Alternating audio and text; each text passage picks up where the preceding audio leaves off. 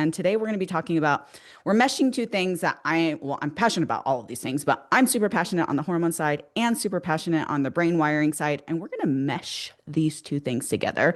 And we're going to talk about how declining hormones as menopause hits and we start to lose these hormones, how that impacts your confidence, your body image, and how that really impacts the brain and the wiring upstairs. And I know that this is something that every single female struggles with, yet it's not talked about enough, is the impact that that has when you start to lose your confidence. Anne, I'd be curious, is that feeling just emotional or like what's really happening upstairs when we start to experience this?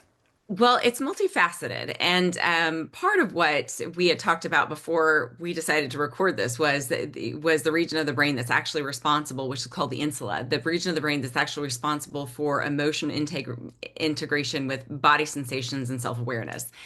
And so there is a component of ourselves where our bodies actually communicating to us something that's awry. So let's say, as an example, you're really tired. The body's going to give all these clues to you, very much like if you're dehydrated or if you're hungry. Hmm. We get all these clues from the body to let us know that it needs food or it needs water, it needs hydration.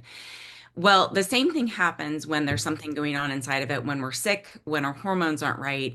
And there's a level of interception, in other words, an ability for us to take in like be aware of what's happening internally for us, that actually occurs. Think of it almost like a sixth sense, if you will, where this part of the brain that's responsible for integration is actually noticing that something's off. And so noticing something that is off, but then not being able to put my finger on it means then by default, I have to create stories around this, but also now I'm responding to what's happening to me.